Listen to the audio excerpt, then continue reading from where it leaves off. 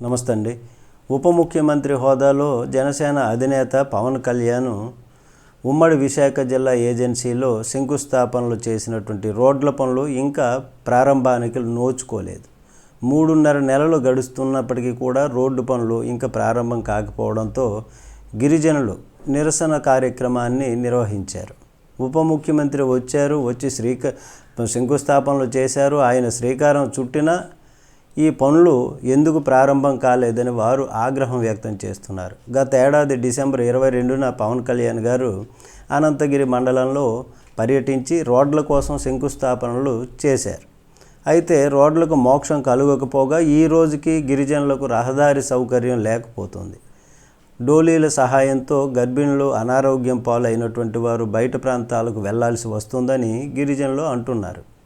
మరి ఈ రోడ్డు పనులకు అటవీశాఖ అనుమతులు ఇవ్వడం లేదని వారు ఆరోపిస్తున్నారు. అటవీశాఖ ఆటంకాలను తొలగించి రోడ్లు వేయాల్సినటువంటి జిల్లా యంత్రాంగం ఈ విషయంలో ఏం చేస్తుందని వారు ప్రశ్నిస్తున్నారు. 15 రోజుల లోపల రోడ్ల పనులు ప్రారంభించకపోతే మేము భారీ ఎత్తున ఆందోళనలు చేపడతామని ఆదివాసీలు హెచ్చరిస్తున్నారు. మరి ఇది 11 గ్రామాల గిరిజన సమస్య అని అధికారులు అర్థం చేసుకోవాలని వారు కోరుకుంటున్నారు. అయితే పవన్ కళ్యాణ్ గారు శంకుస్థాపనలు చేసినటువంటి రోడ్ల పనులకు సంబంధించి చేశారు, కానీ తొందరగా అనుమతి లేకపోవడం వల్ల పనులు ఇంకా మొదలు కాలేదని వారు అంటున్నారు.